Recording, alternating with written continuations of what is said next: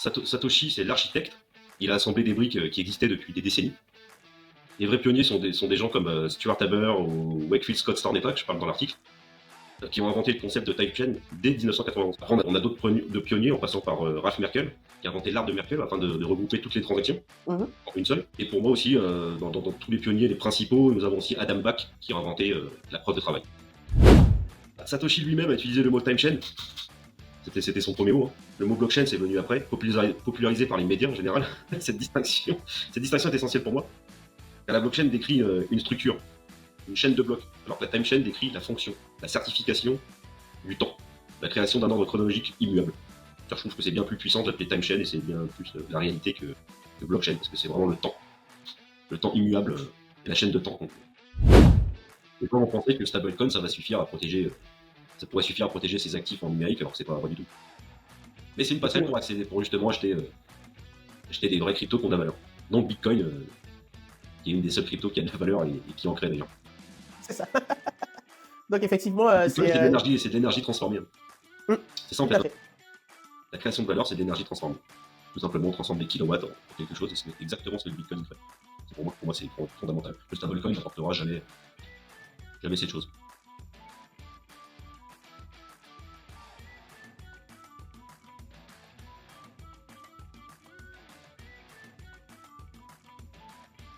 C'est parti. Salut Sébastien, comment ça va? Salut Elodie, bah, ça va très bien, merci. Et toi? Ah, ça va super bien. Je suis très ravie de t'avoir aujourd'hui dans l'émission. Je t'ai contacté suite à un article qui m'avait marqué sur les time chains. Donc, voilà, aujourd'hui, bienvenue dans Effet 21 pour nous en dire plus. Merci à toi. Merci pour ton invitation. Il y a une tradition dans l'émission, c'est que l'invité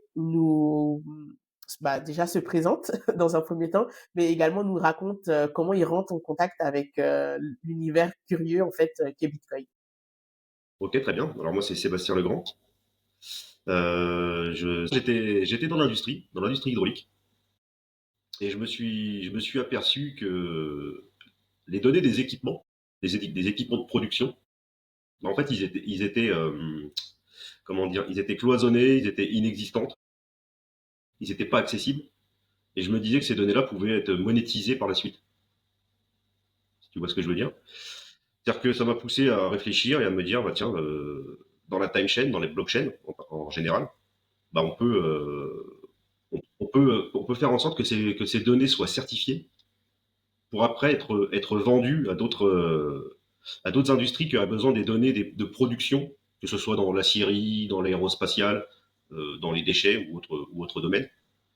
Et ça, je pense que ça pourrait être un moyen de développement supplémentaire pour toute usine, toute production, afin de valider et de certifier ces données et de les monétiser.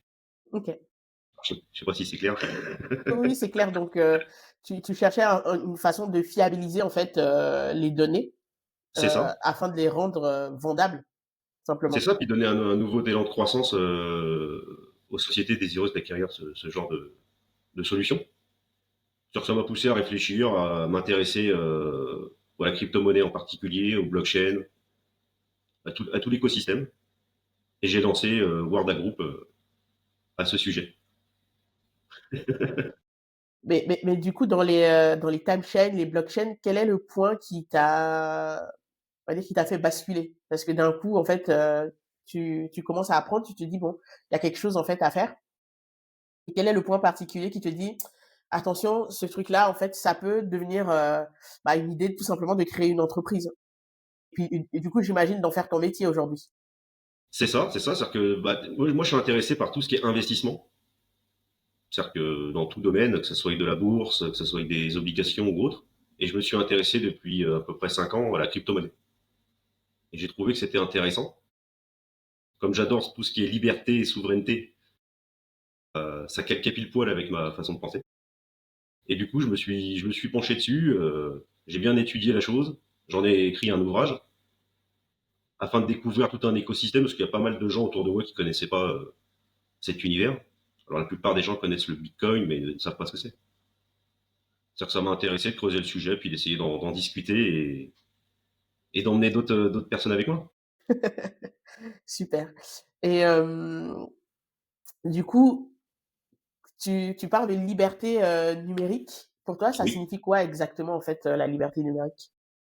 Bah, pour moi, la liberté numérique, dans le monde actuel où on vit, on est attaché au web 2.0, où derrière, toutes nos données sont gérées par des GAFAM, tout est centralisé, et que ce soit notre identité, nos données, notre vie sociale, tout cela est hébergé par des serveurs qui sont gérés par les GAFAM, et qui, en fait, pour être plus clair, dans le système actuel, on n'est pas des clients, on est juste un produit. Je sais pas si c'est compréhensible ce que je viens d'expliquer. Oui, oui, je vois à peu près ce que tu veux dire. Et pour moi, la liberté, dont la liberté numérique, passe par un changement de système, en passant du web 2.0 au web 3.0, afin d'essayer de récupérer nos données et d'en être le propriétaire, qui n'est pas forcément le cas actuellement, qui n'est pas du tout le cas sur la plupart des plateformes et autres. Ça, je trouve que c'est intéressant pour tout ce qui est liberté numérique.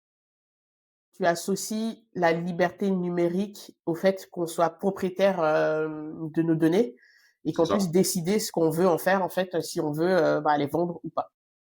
Ça, c'est reprendre la propriété réelle de nos actifs sans avoir à demander la permission à une banque pour faire une transaction ou autre. Ça, c'est intéressant, je trouve. Effectivement, en fait, quand on étudie Bitcoin, c'est un peu ça qui revient, le fait de la propriété. C'est Donc ça ça. veut dire qu'on est propriétaire de son argent, pour faire un virement, que ce soit d'1 € ou de 100 000 €, on n'a pas besoin en fait, de enfin d'un bitcoin, on va dire de 100 000 bitcoins plutôt. On n'a pas C'est ça. besoin d'appeler en fait, qui que ce soit, on est complètement autonome et on récupère vraiment la pleine propriété, bah, de notre bien tout simplement. Et j'ai remarqué en fait que tu utilisais un vocabulaire, qui est assez, humain en fait pour décrire, toutes ces choses-là. Donc tu parles Ok. de quête de confiance, de Oui, révolution exactement. technologique. Pourquoi on va dire, tu emploies, pourquoi ce choix en fait de vocabulaire? Est-ce que c'est pour remettre l'humain en fait au centre, de ce Bah, sujet et ou est-ce surtout qu'il y a que un autre, excuse-moi, et surtout que la quête de confiance, en fait, pour moi, ça démarre à partir du troc jusqu'à nos jours. Ça a toujours été une recherche. C'est une quête millénaire de confiance de l'être humain depuis très très longtemps, qu'il qu'il essaye de faire du troc, du commerce et ainsi de suite. C'est-à-dire qu'il y a eu le troc, après on est passé par de l'or, après on est passé par une monnaie institutionnelle. Et tout ça, ça arrive à bout de souffle. Et je pense que la suite, c'est d'avoir justement, de créer une nouvelle structure de confiance. Parce que depuis la crise de 2008 et l'avènement du Bitcoin, on a bien senti il y avait un manque de confiance dans les institutions et les monnaies étatiques qui nous entouraient. Voilà ce que j'entends par quête de confiance. bah, en tout cas, c'est c'est cohérent parce que les monnaies en fait qu'on utilise, on les appelle les monnaies fiduciaires, donc fiat, Oui, c'est ça. basées sur la confiance parce qu'effectivement, c'est la confiance en fait, qui fait que le système tient. Mais on sent quand même que de plus en plus, bah, quand on voit en fait comment l'or s'envole, que, bah, il y a de moins en moins de confiance en fait, dans les monnaies qu'on a et même dans les institutions en fait qui les représentent. C'est ça, du fait des banques centrales et de l'impression monétaire décidée par les États, qui inondent la monnaie un peu partout et qui fait que que ça perd de la valeur et ça perd de la confiance aussi du coup, parce que derrière, bah, ça déprécie tellement vite que Ouais. derrière, si on veut se protéger de tout ça, il existe pas mal de choses et le Bitcoin en fait partie, qui est le nouvel or, l'or numérique, et qui a sa place, qui a toutes ses cartes à jouer dans ce nouveau système. En espérant qu'ils captent et qu'ils gardent la confiance mieux que ce qu'on a fait à l'heure actuelle avec des monnaies fiduciaires. C'est ça. Bah, après la confiance dans Bitcoin, du coup, elle vient, bah, du sujet qu'on va aborder après dans les time chains et Mhm. on va dire la proof of work, en tout cas les mathématiques qui se cachent, derrière Bitcoin. Donc a priori, tant que ça reste immuable, on est tranquille niveau confiance sur Bitcoin. Qu'est-ce que tu en penses? Bah, bien sûr, la confiance sur le Bitcoin, je pense qu'elle a commencé à être créée, elle commence à bien être ancrée dans le monde actuel depuis sa création. Et je pense que ça peut faire que progresser dans les années à venir. Après tout ça, c'est une question de centralisation. Faut pas que ça soit trop centralisé. Faut que ça reste décentralisé. Mais je pense que c'est la meilleure monnaie crypto qui a pu être inventée jusqu'à maintenant. Ça, je suis entièrement d'accord. Bah, justement, en parlant de l'invention, de Bitcoin, dans ton article, en tout cas celui que j'ai découvert, bah, par lequel je t'ai découvert, tu écris: «Satoshi n'a pas tout inventé». C'est Donc, vrai. voilà, c'est pour ça que j'étais vraiment enthousiaste à te recevoir, en fait, sur le podcast pour justement, parler de, on va dire, de ce monde, avant Satoshi qui arrive, en fait, jusqu'à la création, de Bitcoin. Parce que souvent les gens ont tendance à croire que Bitcoin, c'est un événement. C'est Il y a ça. une date, Bitcoin est arrivé. Pourtant, en réalité, c'est un processus. Il y a eu plusieurs choses qui sont passées avant.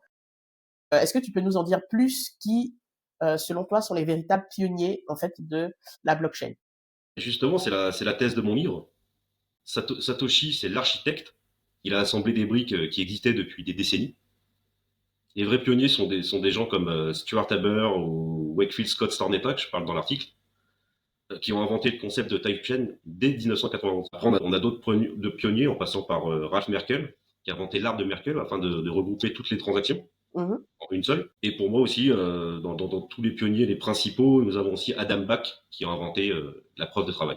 Ouais, tout à fait. Voilà, ça résout un problème de beaucoup de choses, justement, de pouvoir prouver la transaction, ça permet d'éviter les fraudes et ainsi de suite. Et bah, du coup, voilà, c'est ces pionniers-là que j'ai voulu mettre en avant, entre guillemets, dans mon ouvrage, afin de montrer, de déterminer que le Bitcoin, c'est pas sorti de nulle part, c'est quelque chose qui a été dans les 30 années précédentes jusqu'à maintenant, quoi. Et justement, Satoshi Nakamoto, entre guillemets, lui, il a assemblé toutes ces briques-là pour en faire le Bitcoin. Donc effectivement, c'est intéressant de mettre tout ça en perspective parce que, ça montre aussi que là, on n'a pas affaire parce que toutes les personnes que tu cites, dans le bouquin, en fait, enfin, en tout cas, dans l'article, parce que moi, j'ai pas lu le bouquin, mais plutôt l'article, Ok. on va dire, c'est quand même on va dire des têtes. Enfin, c'est pas n'importe qui, en fait, c'est vraiment des gens qui, pour le dire, vulgairement, pèsent dans le game. C'est ça, et qui sont pas Donc forcément toujours mis en avant, parce ouais, que j'avais envie aussi d'en parler. Ça permet aussi de donner des infos supplémentaires à ceux qui ne connaissent pas cette histoire. c'est vrai.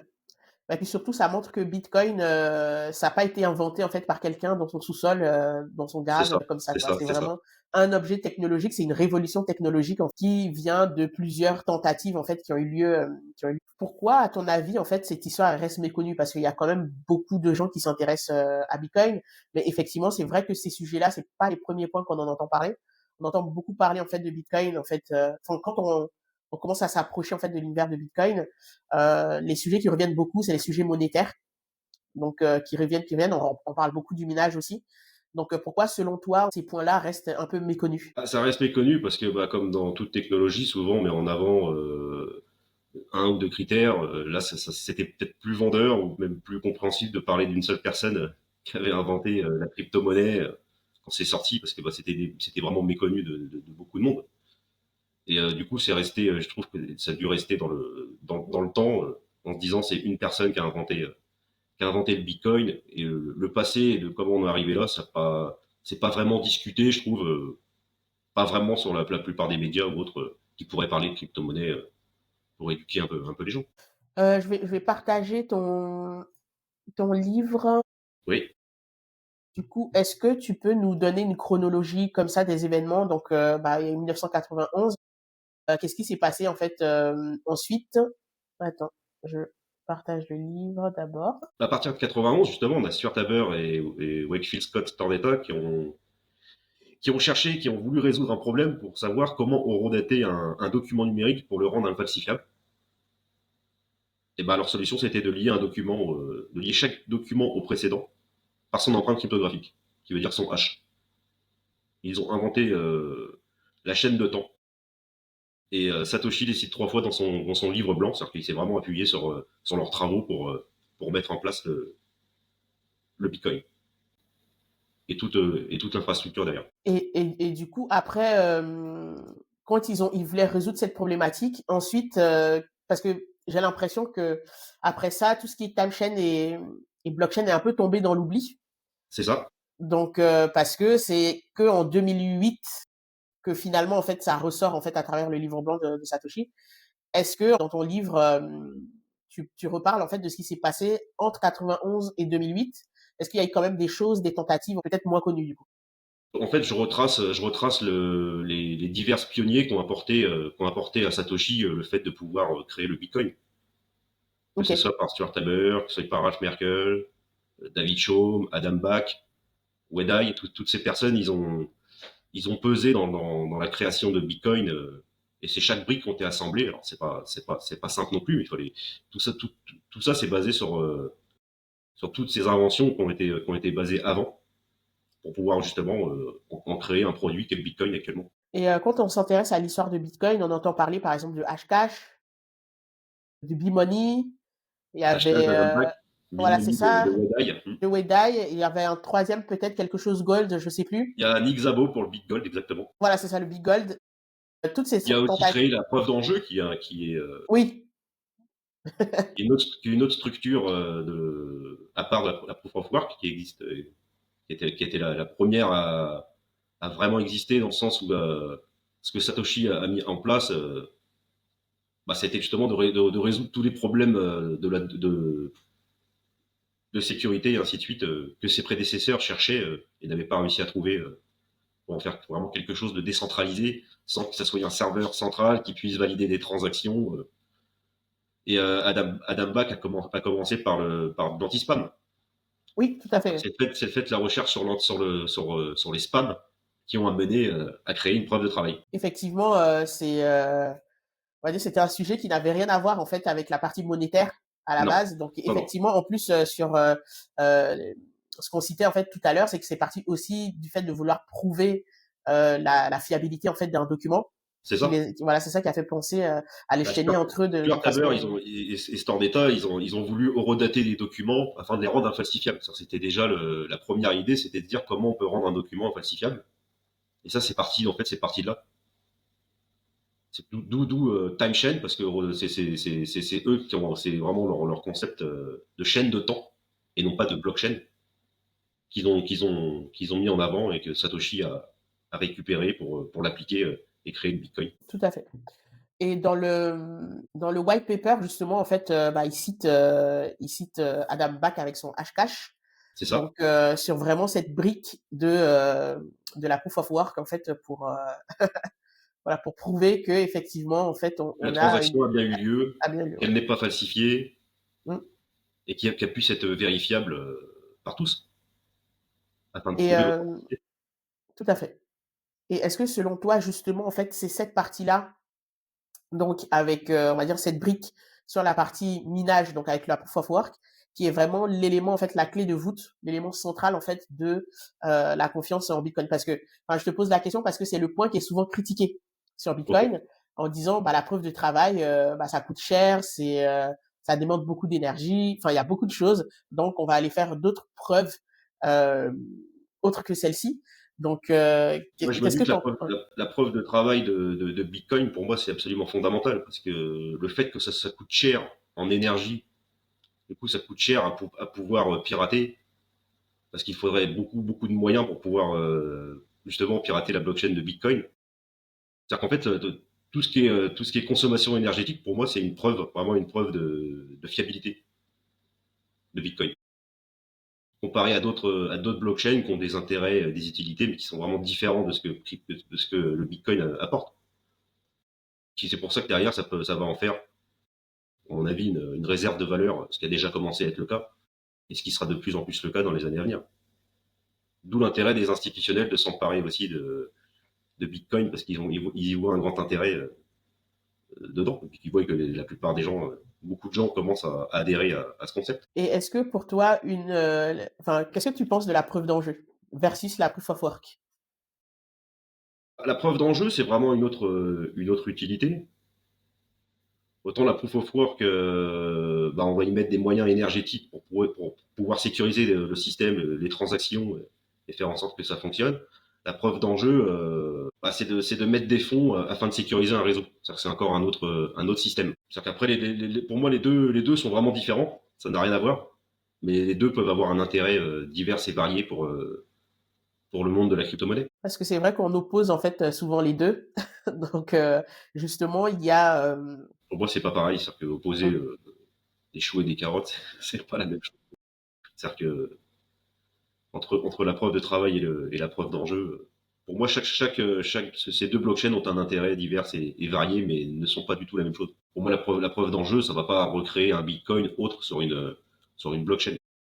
Mais ça permet d'accéder à la DeFi, à avoir des blockchains qui puissent avoir des transactions beaucoup plus rapides pour d'autres applications, que ce soit des systèmes de paiement, des emprunts ou autres, que Bitcoin n'apporte pas, qui n'a pas été créé pour ça d'ailleurs. bah, sur la partie paiement, sur Bitcoin, il y a quand même Lightning en fait, qui permet de De réduire la vitesse et les frais. C'est une nouvelle couche de layer qui s'est mise sur Bitcoin et qui permet de rendre un peu plus fluide tout ça. mmh, et puis ça apporte aussi une couche d'anonymat avec, le Lightning. Là où Bitcoin en fait, contrairement à ce qu'on entend beaucoup, n'est pas anonyme, Anonyme, pas du tout anonyme, c'est vrai. C'est hyper, c'est facilement vérifiable et traçable. Ça fait quand on parle de blanchiment d'argent ou autre, faut pas croire que c'est si simple de le faire avec Bitcoin. On peut vite remonter les transactions bien plus facilement que sur des comptes bancaires. Et tout est accessible, c'est-à-dire que c'est vraiment transparent. ouais. Bah, justement, c'est paradoxalement, en fait, c'est pas cette caractéristique-là dont on entend parler, en fait, sur Bitcoin. On se focalise toujours sur la partie blanchiment d'argent et pour autant, en fait, Bitcoin a été un très mauvais outil, en fait, de blanchiment d'argent, étant donné son côté, traçable. On va revenir, à Satoshi. Alors, il y a Oui, une autre question qui me vient en tête, ok. c'est que selon toi, en fait, parce que tout à l'heure, on a cité, en fait, d'autres, tentatives on va dire, de monnaie, numérique. On a parlé, on a parlé du B-Money, on a parlé, voilà, de De tout ça, Bitgold. de Bitgold. Pourquoi, à ton avis, en fait, ces tentatives, en fait, ont échoué et pourquoi Bitcoin, enfin, quel est le point, en fait, qui fait que ces tentatives, elles ont échoué et que Bitcoin, aujourd'hui, en fait, est en train de réussir? Bah, Bitcoin, avec Bitcoin, on a résolu le problème de centralisation. Parce qu'avec pardon, avec Bitgold de Nick Szabo, c'était de l'or numérique, mais c'était pas un système. Il n'avait pas réussi à trouver un système totalement décentralisé. Il fallait passer par un tiers pour pouvoir acheter de l'or crypto. C'était pas vraiment ce que Bitcoin propose, quoi. Après, c'est vraiment un système décentralisé et toute personne peut se connecter au réseau pour essayer de miner du Bitcoin et pourquoi pas essayer de miner un bloc. C'est vraiment accessible. Donc pour toi, ce qui fait vraiment la différence, en fait, c'est le côté décentralisé. Donc la décentralisation de Bitcoin, c'est ce qui, selon toi, va, en tout cas, alimente, son succès. Et le fait que jusqu'aujourd'hui, en fait, après 15 ans, le protocole est toujours, vivant. Oui, c'est ça. C'est surtout la décentralisation et le fait que ça a gagné en confiance qui fait que ça a un tel succès aujourd'hui. En confiance, en fait, des acteurs économiques parce qu'effectivement, on voit voilà, les banques qui Bah, on se voit ruent tous les dessus. acteurs, hormis particuliers, on voit beaucoup d'acteurs, des gros institutionnels qui s'intéressent au Bitcoin et ce que ça peut générer derrière en termes de revenus pour eux et d'accessibilité pour d'autres. C'est-à-dire que eux, ils essayent de recréer une centralisation par d'autres biais, mais derrière, vu que Bitcoin a un nombre limité qui est limité à 21 millions, pour acquérir tout le nombre de Bitcoin en une seule personne ou 10 personnes, alors ça peut être un risque, mais c'est extrêmement coûteux et c'est pas facile d'y arriver. Bah, et surtout qu'il y a des gens qui vendront jamais leur Bitcoin. Et bien sûr, comme il y en a des gens qui vendront jamais leur or, ça Voilà, fait c'est de ça. l'or de génération en génération, ils le gardent et Bitcoin peut faire partie de ce patrimoine de justement garder ces bitcoins sur le long terme et pourquoi pas les transmettre par la suite. Pour ma part, c'est de l'or numérique. Voilà, on a réussi à créer de l'or numérique. Donc le nom de Les ordinateurs qui minent, on remplace les pioches pour aller chercher voilà, c'est ça. pour aller chercher de l'or et la time chain remplace la banque qui permet d'avoir bien plus de confiance, qui peut pas être manipulée. Il y a un certain nombre de bitcoins qui est déterminé, il n'y en aura pas un de plus. Il y a pas une banque centrale qui va dire demain on va créer de l'inflation avec du bitcoin, c'est pas possible. C'est tout ça qui crée la confiance et le fait que ça soit en grosse partie décentralisé est difficilement justement très très très coûteux en énergie si demain on voudrait attaquer le réseau ou contrôler tout le Bitcoin, ça serait ça serait très difficile. Même pour même pour des gros institutionnels, ils pourraient pas pour moi maîtriser le marché tout seul. Donc effectivement, j'aime bien ton analogie. C'est que, bah, Bitcoin, c'est l'or numérique. Les mineurs, en fait, bah, leurs machines représentent, les pioches et la time chain, justement, en fait, c'est la banque, donc l'entité, de confiance, sur lesquelles, on va dire, on stocke, la valeur. Sauf que cette fois-ci, c'est une entité qui, est décentralisée, qui n'a aucun intérêt, en fait, à faire du favoritisme, qui est accessible à tout le monde et qui se base uniquement en fait sur la preuve cryptographique sans regarder en fait si on a 10 ou 15 ou 20 000 euros en fait sur son compte ou si on vient Exactement, de tel ou tel pays. il regarde pas du tout ce qu'on a sur notre compte. C'est vraiment transparent et c'est sécurisé. Ça a Ouais, été surtout ça. prouvé depuis quand même 2008, 2009, avec la création de Bitcoin. Malgré tout ce qui a pu être dit dessus, ça a prouvé sa fiabilité en plusieurs années. Et je pense que ça va continuer dans ce sens-là. Du moins, je l'espère. Bah, en tout cas, aujourd'hui, il y a pas de, on va dire, on peut jamais dire jamais, mais en tout cas, il y a pas de signe en fait qui montre que on est prêt de découvrir quelque chose qui va venir révolutionner, on va dire, cette confiance et cette sécurité. Tu dis aussi que le génie de Satoshi n'est pas d'inventer, mais de synthétiser. Est-ce que tu penses que Satoshi, il était plus ingénieur, philosophe, parce que ses écrits, en fait, ça, C'est ça. ça montre qu'il était un peu de, Pour moi, un peu Satoshi, tout. pour moi, Satoshi, c'est avant tout un philosophe politique qui a imposé, qui a posé un acte de contestation. C'est pour ça qu'il grave le message dans le premier bloc de Bitcoin. Il a pas, il a pas gravé une preuve mathématique, il a gravé une preuve politique suite à la crise de 2008, la crise des subprimes. Et c'est vraiment un message politique qui grave dans le tout premier bloc de Bitcoin, le 15 janvier 2008, si je dis pas de bêtises.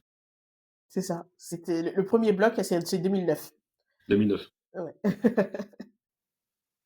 Donc pour toi, c'est vraiment un message politique, Bitcoin, donc aussi un cadeau, parce qu'au final, Satoshi, bah, il s'est retiré. L'outil, il est open source. Il l'a donné un peu à la communauté, donc c'est un peu. Est-ce que c'est pas un ange gardien, Satoshi? Oui, on peut dire ça. On peut dire que c'est un ange gardien, il a bien fait les choses. Justement, le fait d'être secret, que ce soit mystérieux, qu'on connaisse pas vraiment, qu'on connaît pas, moi je connais pas qui est Satoshi Nakamoto, comme beaucoup de monde. C'est-à-dire que le fait de tout ce suspense fait que Bitcoin est d'autant plus populaire et très intéressant. Oui, il y a aussi ce côté, en fait, ça rajoute aussi, en plus de la décentralisation, bah, qui apporte une résilience indéniable, le fait que comme on n'a pas de fondateur, on n'a pas de personne, en fait, sur qui on va aller mettre une pression particulière pour peut-être changer Bitcoin, bah, enfin, ça rajoute encore plus de résilience et de neutralité, en fait, au protocole. Exactement. Je suis tout à fait d'accord. Parce qu'effectivement, j'imagine, en fait, si Satoshi avait été identifié de tel ou tel bord ou de tel pays, etc., ça aurait donné une coloration, en fait, à Bitcoin, là où Bitcoin, il appartient à tout le monde, quoi. Donc, C'est ça, c'est ça. Le secret fait que derrière, tout le monde peut s'accaparer plus ou moins Bitcoin sans vraiment nommer quelqu'un ou une nation qui aurait pu créer ces technologies. c'est clair. Alors, on entend souvent le terme de blockchain. C'est le terme, en fait, qui est le plus popularisé. Mais toi, tu emploies le terme de time chain. Et puis ce terme, il me semble, a même été évoqué, en fait, par Satoshi à plusieurs reprises. Et tu intitules ton livre Les pionniers des time chains et non les pionniers des blockchains. C'est Pourquoi ça. tu, voilà, tu tiens, en fait, à cette différence? Et puis explique-nous la différence entre les deux. Satoshi lui-même a utilisé le mot time chain. C'était son premier mot, hein. Le mot blockchain, c'est venu après, popularisé par les médias en général. Cette distinction est essentielle pour moi, car la blockchain décrit une structure, une chaîne de blocs, alors que la time chain décrit la fonction, la certification du temps, la création d'un ordre chronologique immuable. Alors, je trouve que c'est bien plus puissant de l'appeler time chain et c'est bien plus la réalité que blockchain, parce que c'est vraiment le temps immuable et la chaîne de temps qu'on met en avant dans cette technologie. Parce qu'effectivement, c'est vrai que pour d'autres usages non monétaires de Bitcoin, on va plutôt parler d'eurodatage, par exemple, de preuves. Comme, je sais pas si tu avais suivi, il y a un procès, dans le sud de la France où, bah, une preuve, en fait, sur Bitcoin avait été utilisée, mais c'est une Oui, preuve, en fait, par rapport à la partie eurodatage. Donc, exactement. Non, c'est vrai. donc effectivement, bah, c'est vrai que souvent quand les médias, mettent en avant quelque chose, bon, faut Ah, ils vont à l'essentiel, ils essaient de créer, puis des fois de changer certains mots, de dire tiens ça sonne un peu mieux de dire blockchain que timechain, c'est-à-dire que blockchain c'est resté, alors qu'en fait Satoshi n'en a jamais parlé. Il a toujours parlé de timechain, mais ça devait moins bien passer, je sais pas. Et surtout qu'il parle des gens qui ont inventé la timechain avec l'horodatage des documents, il le met bien en avant 3 fois dans son livre blanc. C'est-à-dire pour lui, il était d'accord sur ce terme. Du coup, j'ai voulu le mettre en avant et créer aussi un point de conversation pour justement débattre sur le sujet. J'ai trouvé que remettre le mot initial était important. en hommage déjà aussi, bah, ça permet aussi de mettre en lumière le travail en fait de, bah, ceux Les qui ont prédécesseurs inventé ça. exactement, un peu, qui sont un peu dans l'ombre de tout ça et qui Ouais. n'ont pas vraiment été mis en avant, alors que ils ont un travail essentiel quand même dans les briques qui ont pu après être assemblées par Satoshi. Mmh. Donc, effectivement, la time chain, moi, effectivement, c'est pas un mot que j'emploie souvent. C'est vrai que le terme de blockchain, en fait, il est même quand on est proche du sujet ou qu'on étudie bien Bitcoin, en fait, même dans les livres, en fait, sur Bitcoin, on parle très peu, en fait, du mot time chain. C'est la Exact. blockchain, en fait, qui est très souvent utilisée et je suis d'accord avec toi, en fait, ça masque un peu le côté horloge, en fait, de Bitcoin. Exactement. C'est pour ça que j'ai voulu mettre ça en avant pour remettre un peu ça en lumière. On a essayé.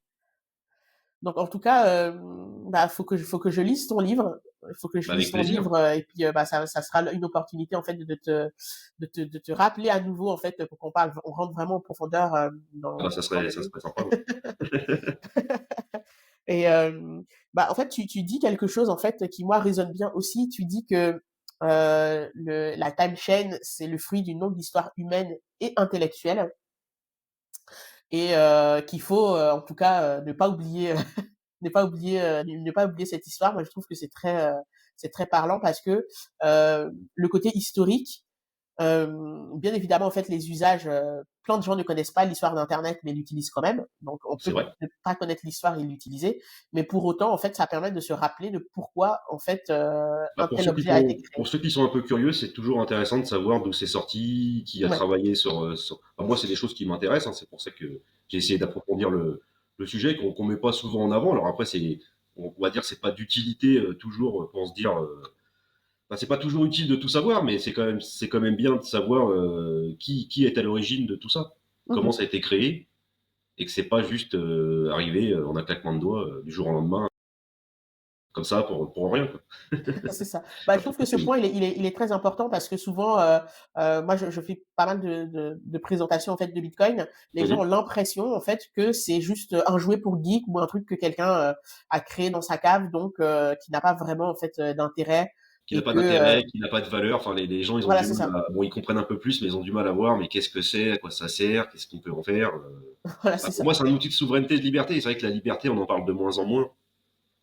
Et je trouve qu'on est peut-être un peu moins libre qu'on le fut peut-être avant, mais ça, tout ça, cette technologie peut nous aider justement à retrouver cette part de liberté et de souveraineté qu'on a perdue à cause des monnaies étatiques et que de décider ainsi de suite d'impression monétaire bah, quand ça va pas bien, c'est pas une bonne chose et ça fait perdre de la valeur à tout le monde. Bah, ce qui est aussi dramatique, c'est que, les gens ne se posent même plus la question, on ne remet même plus en question, en fait, les monnaies qu'on utilise, et Bitcoin, en fait, a ce pouvoir de nous faire nous interroger, de savoir, on dit que ce truc-là, c'est une monnaie, bah, c'est quoi une monnaie? Qu'est-ce À qui quoi nous ça permet sert? de dire que c'en est une ou c'en est pas une? Ouais, à quoi Une ça monnaie, sert? c'est juste une question de confiance, hein, c'est tout. C'est la confiance, la monnaie. C'est la confiance qu'on passe aux institutions. Ça reste que ça, et ça reste que du papier qui est pas attaché à une valeur. C'est pour qu'elle soit attachée à une valeur, c'est comme avec le dollar dans les années 70, le dollar et l'or, c'était attaché à de la valeur jusqu'à temps que ça change. Et justement, ça a changé pas mal de choses sur la valeur du dollar en lui-même et d'autres monnaies qui sont qui sont adossées à cette monnaie, Mmh. à cette monnaie fiat.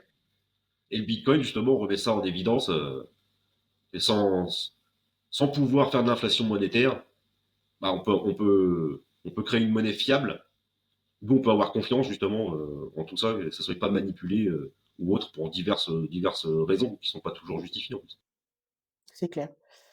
Et bah, justement, en parlant des monnaies, aujourd'hui, on le sent bien qu'il y a quelque chose, en fait, qui se passe autour de ce sujet-là, qu'on est peut-être arrivé à la fin d'un cycle monétaire parce que, effectivement, il y a eu la fin des accords de Bretton Woods avec, la décorrélation avec l'or.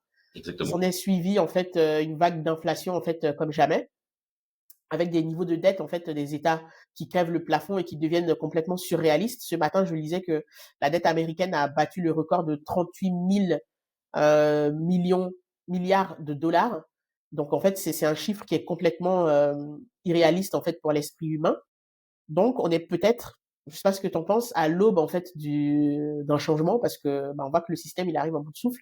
On entend parler des CBDC, de Des, blockchain mon- des, d'État, de des, blockchain privé, monnaies, de... des monnaies crypto d'État. Donc, Voilà, c'est pour moi, ça. pour moi c'est On a des vraiment une présidents bonne qui idée. lancent des mêmes coins. Oui. Après, pourquoi pas, mais après, en tout cas, pour tout ce qui touche aux États, créer des cryptos, des stablecoins adossés à un État, pour moi, c'est une stupidité. Ça n'a pas d'intérêt, ça n'a pas de valeur, et surtout qu'ils vont pouvoir en mettre autant qu'ils veulent, quoi. C'est-à-dire que pour moi, il n'y a aucun intérêt, quoi. Pour pour pouvoir garder du stablecoin, pour moi, ça peut être apporté que par des sociétés privées. Des sociétés privées qui achèteraient des obligations d'État pour justement émettre leur stablecoin. C'est-à-dire que, logiquement, un peu plus encadré, et un peu plus respecté ce que pourrait faire un État, il recréerait exactement ce qui se passe actuellement. Il a pas de problème à imprimer en masse quand il trouve que c'est nécessaire. La monnaie numérique va pas y échapper pour autant. C'est-à-dire que je vois pas Ouais, où c'est est-ce pas qu'ils parce ont que c'est créé quoi comme numérique. valeur. Pour moi, c'est pas à eux de faire ça. C'est pas Ouais. le travail d'un État. Ça serait de mieux gérer sa monnaie et non pas d'essayer de diluer et de justement de faire en sorte d'être dans la crypto et ainsi de suite. Pour moi, tout ça, ça devrait être géré par le système privé, comme aux États-Unis. Je trouve qu'ils ont un bon système. Ils ont des acteurs privés comme l'USDT, l'USDC, qui fonctionnent bien, je trouve, et qui permettent de passer de la monnaie fiat à la monnaie crypto, d'acheter du bitcoin ou autre assez facilement, bien plus facilement que s'il n'y aurait pas de stablecoin. En tout cas, on a l'impression, enfin, c'est ce que j'évoquais tout à l'heure, que on est à la croisée des chemins avec tout ça et qu'en Europe, on a pris le parti pris de se dire, bah, on va ignorer en fait les stablecoins. Par C'est contre, on va ça. aller créer notre propre CBDC pour continuer en fait le même système qu'avant, tout simplement. Bah, toujours pareil, en Europe, on veut réglementer. C'est-à-dire qu'on a créé Mika, on a créé le PSAN le PSAN pour pouvoir vendre des cryptos. Pour moi, je trouve que ça, c'est des freins. C'est des freins justement à l'innovation qu'on pourrait avoir en Europe. Déjà, on perd sur la bataille de l'innovation. Faut mettre beaucoup de moyens en place pour pouvoir justement avoir ces accréditations. Pour avoir le PSAN et le MICA, c'est 500 000, 1 million d'euros pour pouvoir créer sa structure. Je trouve que ça ferme pas mal de portes à beaucoup de petits acteurs qui pourraient comme aux États-Unis, soit créer leur boîte dans leur garage, soit avoir des nouveaux concepts innovants et tout de suite on vient encadrer ça en disant ça va rassurer les gens. Moi, ça me rassure pas du tout, personnellement. Plus il y a de cas, plus il y a de réglementation et je trouve que moins ça fonctionne. Il faut laisser les choses se faire. Alors après, bien sûr, il faut toujours un petit peu de quelques règlements pour éviter les fraudes et autres, pourquoi pas, mais en tout cas, il ne faut pas fermer les portes à des investissements futurs. Et les stablecoins qui ont été ignorés par l'Europe, on a perdu du temps. Alors qu'il y aurait peut-être eu des sociétés, alors il y a eu des sociétés qu'on en sorti, hein, mais ça fonctionne pas vraiment. Pour l'instant, ça fait pas fureur. Et je dirais que c'est vraiment très peu. Ils ont bloqué le marché pour l'émission de stablecoins privés qui aurait pu avoir un intérêt en Europe que d'aller acheter des stablecoins américains, mais c'est bien pour les Américains, parce que quand ils vendent un stablecoin, c'est adossé à la dette américaine. C'est-à-dire que, Mm.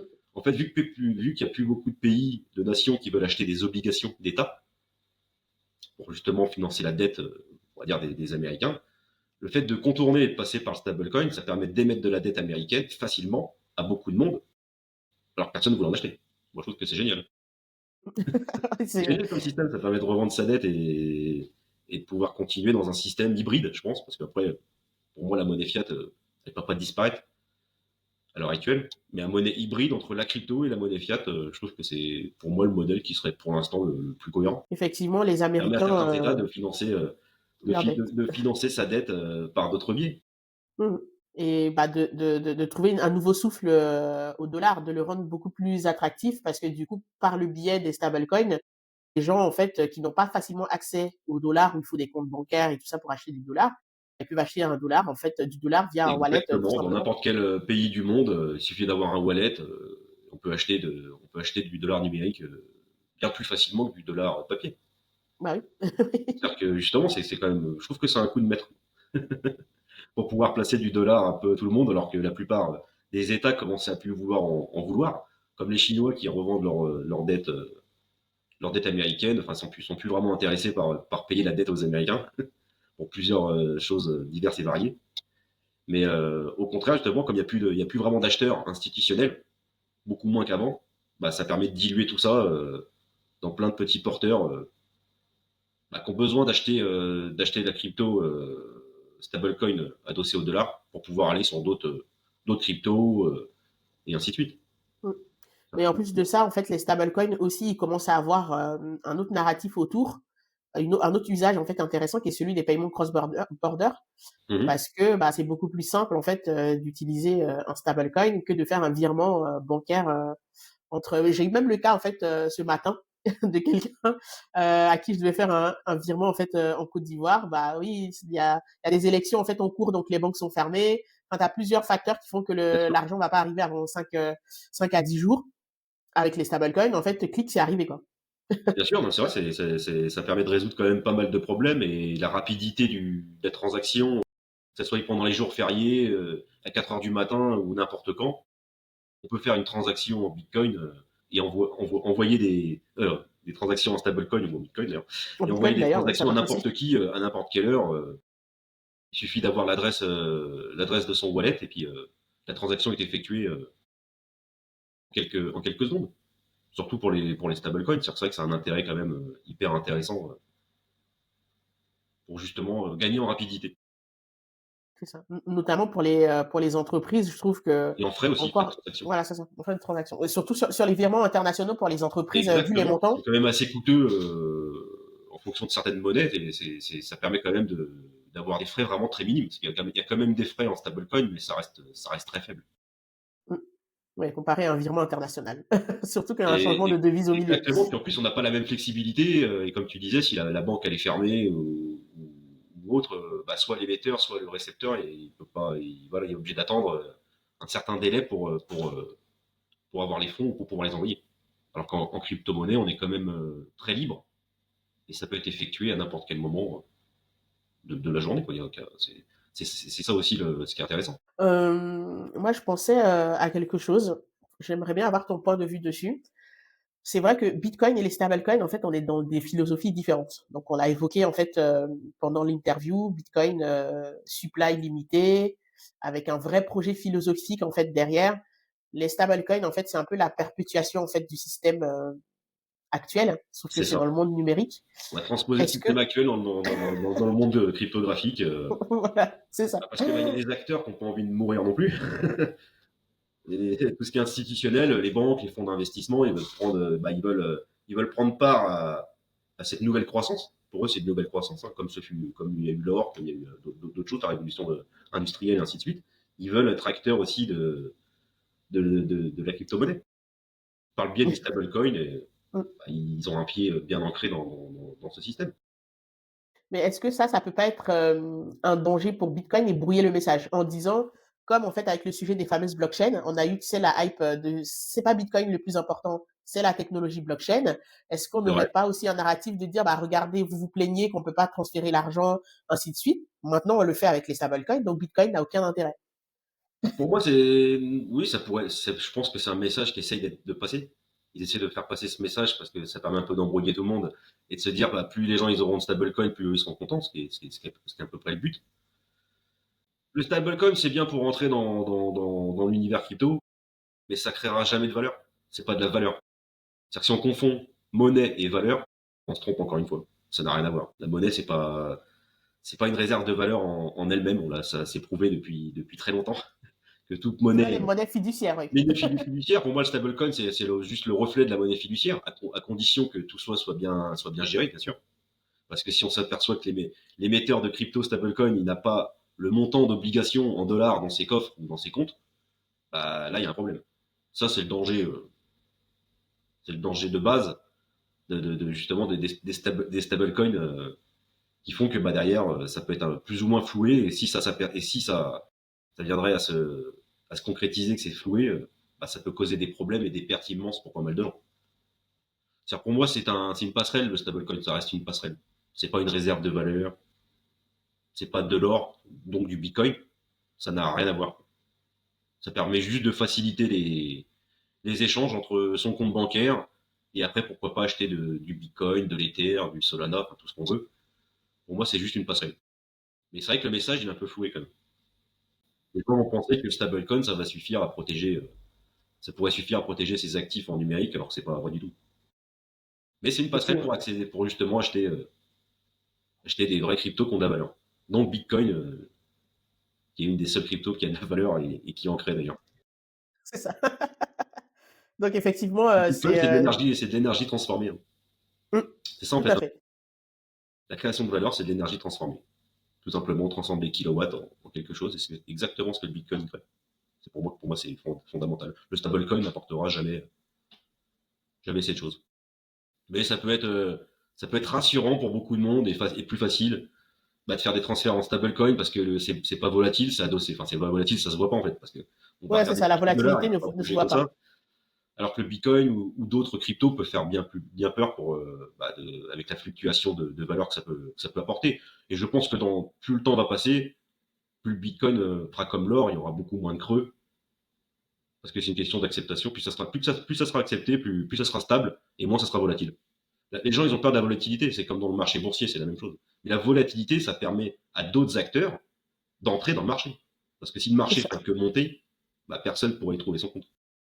Forcément, il faut des corrections et ainsi de suite pour pouvoir se mettre dedans et, euh, et prendre position à tel ou tel actif. Bah, surtout que la volatilité, si on regarde en fait l'or cette année, pourtant c'est un actif qui est bien capitalisé, les gens en ont Ah bah, ça fait confiance, tout 5 le 000 monde, ans qu'on s'en sert voilà, de ça l'or. voilà. C'est bien, vraiment très bien ancré, hein. Voilà, c'est ça. Pourtant cette année, il a été volatile en fait, comme jamais. Il est parti à la hausse en fait, et parce qu'en fait les gens quand ils entendent volatilité, c'est toujours volatilité à la baisse. C'est Pourtant la ça. volatilité, ça peut être à la hausse aussi, on C'est le ça. voit avec l'or en fait, depuis, Mais en tout cas, une quelques années. volatilité, pour vraiment synthétiser, c'est l'or, quand on regarde bien sur une courbe d'un an, 2 ans, 3 ans, ça bouge pas beaucoup. Il n'y a pas de creux, il y a pas de. Bon, là, ça a pris quand même une hausse importante Ouais. ces dernières années, mais c'est normal. Avec ce qui s'est passé, ça a commencé en 2008, vraiment l'implosion de tout ce qui est impression monétaire. Bah, on peut le comparer à l'or. L'or a commencé à rebondir à partir de ce moment-là. Et le Covid a fait que, la crise Covid a fait que Ouais, accentuer c'est tout ça. parti. Mmh. C'est pour ça que l'or a pris énormément de valeur, parce qu'on a imprimé tellement de monnaie en 2020, 2021, 2022, puis toujours pas fini. Et derrière, le seul moyen de protéger sa valeur, c'est d'avoir de l'or, et maintenant d'avoir aussi du bitcoin. Mmh mh. Mais l'or apporte ça depuis très longtemps. Quand il y a des guerres ou des conflits, les gens, ils achètent de l'or. Ouais. C'est conseillé d'ailleurs. Les monnaies, ça durera jamais éternellement. Une monnaie fiduciaire ne dure pas éternellement. L'or, par contre, ça fait 5000 ans que c'est là, on peut se dire que, bah, pourquoi pas dans 2000 ans, dans 5000 ans de plus, il sera toujours là.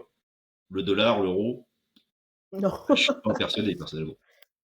Bah, ce sont des monnaies qui sont faites structurellement pour s'effondrer. Donc Mais oui, voilà. parce qu'ils sont attachés à rien du tout. Mmh. Et on décide demain d'en rajouter tant qu'on veut dans le système, et rajouter, imprimer de la monnaie, ça c'est bien pour les politiques, il faudrait qu'ils comprennent, ça crée pas de valeur. La création de valeur, c'est les sociétés qui créent de la valeur. En transformant des produits, en faisant de l'innovation, et ainsi de suite. Il n'y a que ça qui crée de la valeur. C'est pas en mettant En transformant de plus d'euros l'énergie, dans le système qu'on va créer quoi que voilà, ce soit. Au contraire, c'est on ça. fait plutôt l'effet inverse. Mmh mh. Et ça fait perdre de la confiance aux gens parce que des gens qui ont des livrets A ou autres en euros ou l'équivalent en dollars, bah, ils seront rongés par l'inflation qui est créée justement par le système d'impression monétaire. Mmh mh. Et ça, pour garder sa richesse, quelle qu'elle soit, bah, c'est pas fiable. Et c'est pas dans ces valeurs-là qu'il faut. C'est pas des valeurs pour se protéger ou des valeurs refuge comme l'or a fait son travail jusqu'à maintenant. Et le Bitcoin est en train de prendre un relais. En fait, ça va s'associer, quoi. L'un n'est pas l'ennemi de l'autre pour moi. Les deux ont un intérêt. Parce que l'or, c'est pareil, hein. L'or, la plupart, c'est plus facile à stocker de l'or en papier.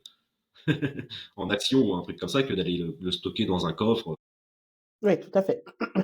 C'est pas pareil, c'est plus facile à stocker du bitcoin, je dirais. Mmh. Bah, oui, Ça peut parce que, avoir un intérêt pour pas mal de monde. Ça, pour moi, mmh. les deux sont intéressants. Celui qui a de l'or et du bitcoin dans son portefeuille, bah, il devrait le garder. C'est C'est ça. très intéressant, quoi. On arrive à la fin de l'interview. Où est-ce qu'on peut, suivre ton travail? Où est-ce qu'on peut commander ton livre? Pour ceux qui le Alors, vous pouvez veulent. suivre mon travail, vous pouvez aller sur le site wardagroup.com. OK, je mettais Donc le lien en dessus, description. le livre est en vente directement sur le site internet, avec un petit bonus en plus si c'est commandé sur la plateforme. Et derrière, il peut être aussi acheté sur Amazon directement. C'est-à-dire que l'un ou l'autre, pour ceux qui ont plus de préférence, on peut nous retrouver sur Amazon, sur notre site. Et bien sûr, après, nous suivre sur tous nos réseaux sociaux. Voilà, on peut nous retrouver, suivre notre travail dans les prochains jours et prochains mois, les prochaines années, le plus longtemps possible, j'espère, sur tout ce qu'on va mettre en place. C'est-à-dire que là, on a mis des bases en parlant de l'écosystème crypto-monnaie. Et après, on va essayer d'aller sur des formations et suivi de portefeuilles pour investir en crypto. Voilà ce qui sera les prochaines étapes par la suite. C'est-à-dire que n'hésitez pas à nous suivre. Ça marche.